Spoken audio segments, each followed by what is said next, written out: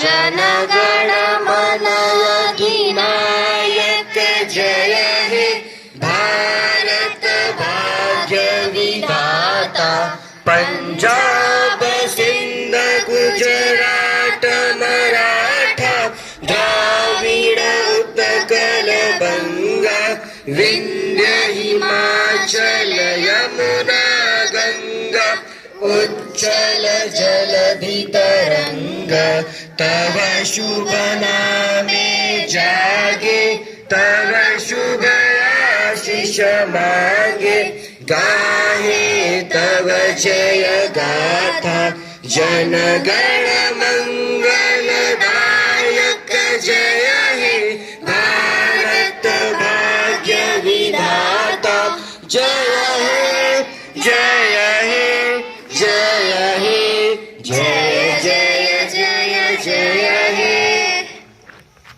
भारत माता की, भारत माता की, सरस्वती माता की, सरस्वती माता की, देश की, सुभाष चंद्र बोस की, चंद्रशेखर आजाद की, चंद्रशेखर आजाद की, रानी लक्ष्मीबाई की, रानी लक्ष्मीबाई की, भारत माता की, भारत माता की, भारत माता की।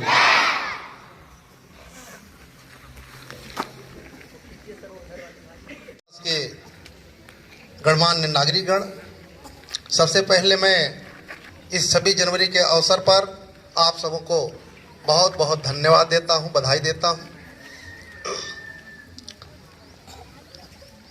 जो कि हम लोगों को आज़ादी 15 अगस्त 1947 को ही मिला था, लेकिन इस देश को चलाने के लिए संविधान की आवश्यकता था, जिसके लिए 26 जनवरी को लागू हुआ। और तब से लेकर के 15 अगस्त को स्वतंत्र दिवस के रूप में और 26 जनवरी को गणतंत्र दिवस के रूप में हम लोग इस त्यौहार को मनाते आ रहे हैं। इसमें सभी जाति धर्म से हटकर और सभी को एकजुट होकर देश के ताकत के लिए, देश को आगे बढ़ाने के लिए और एक पहचान देने के लिए हमें एकजुट होकर इस त्यौहार को मनाते आ रहे हैं और आगे भी मुझे अपेक्षा है कि हम सब मनाते रहेंगे। और सबसे ज़्यादा महत्वपूर्ण जो देश के बच्चे हैं, क्योंकि देश के बच्चे आप लोग ही इस देश का भविष्य हैं, तो बहुत ज़्यादा ना कहते हुए मैं इतना ही कहूँगा कि इस देश की आज़ादी के लिए कितने लोग कुर्बानी दिए, क्या क्या हुआ। एक छोटा सा बात बता रहा हूँ, जैसा जलियांवाला बाग 1919 वाला जो बातें हैं, उसमें आप लोगों ने देखा है, सुना है, पढ़ा है। आज तो नेट की ज़माना है, आज भी आप खोलेंगे तो सारे चीज़ें हर जगह दिखता है। उसमें बताया गया है, जिसमें भोजपुरी में लोग गाए थे, थोड़ा सा बता रहा हूँ, ज़्यादा तो नहीं बोलूँगा। तो उसमें बताए थे कि मिर्जापुर भदोही रोवे सुन के खबरिया बाबू। मिर्जापुर भदोही रोए सुन के खबरिया बाबू। जलिया में चले गोली धार। तो मैं इतना ही कह के आप लोगों को इस शुभ अवसर पर बहुत बहुत बधाई और धन्यवाद। इतना ही कहकर मैं अपनी वाणी को विराम देता हूं। जय हिंद, जय भारत।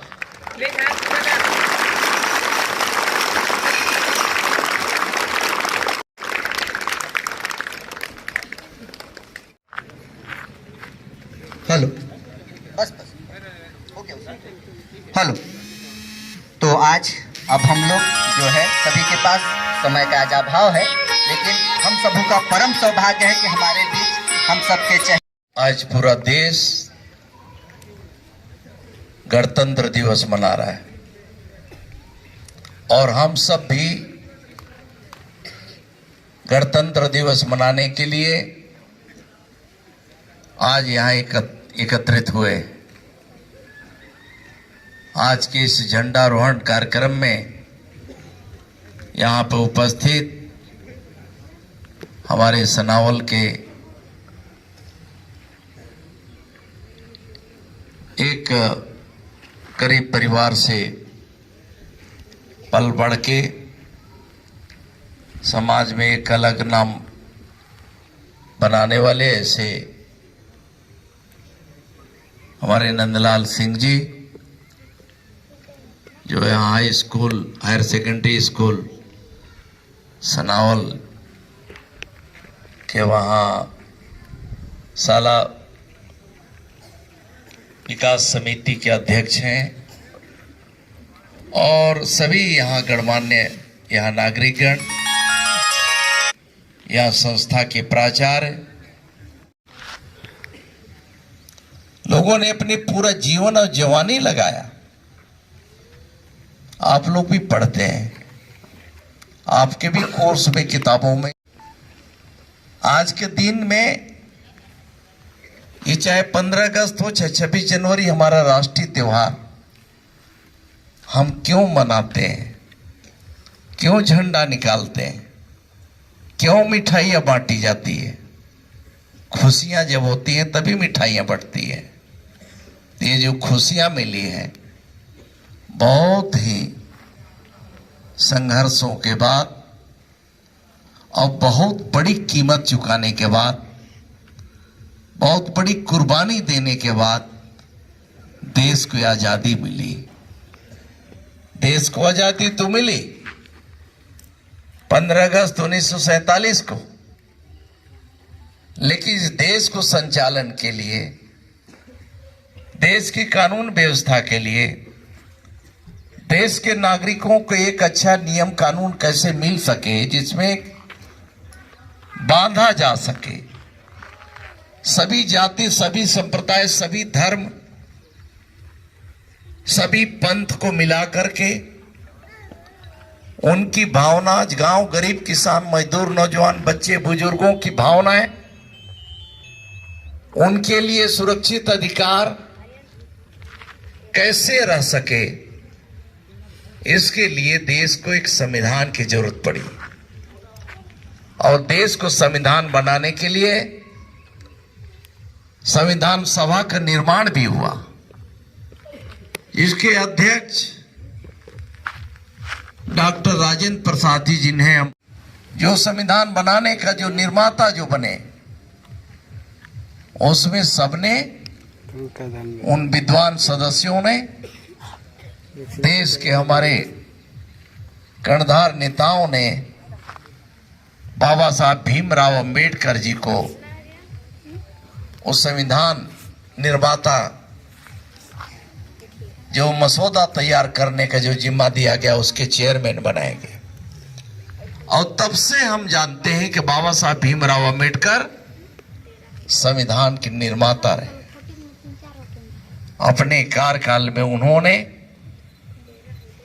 अध्यक्ष बनने के बाद देश के विभिन्न हिस्सों में पूरे कमेटी के साथ जाके दौरा किया, लोगों की सुनवाई की, अलग अलग जाति, पंथ, धर्म, संप्रदाय, सबकी बात को सुना।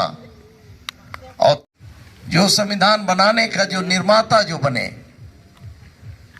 उसमें सबने, उन विद्वान सदस्यों ने, देश के हमारे कर्णधार नेताओं ने बाबा साहब भीमराव अंबेडकर जी को उस संविधान निर्माता जो मसौदा तैयार करने का जो जिम्मा दिया गया, उसके चेयरमैन बनाए गए। और तब से हम जानते हैं कि बाबा साहब भीमराव अंबेडकर संविधान के निर्माता रहे। अपने कार्यकाल में उन्होंने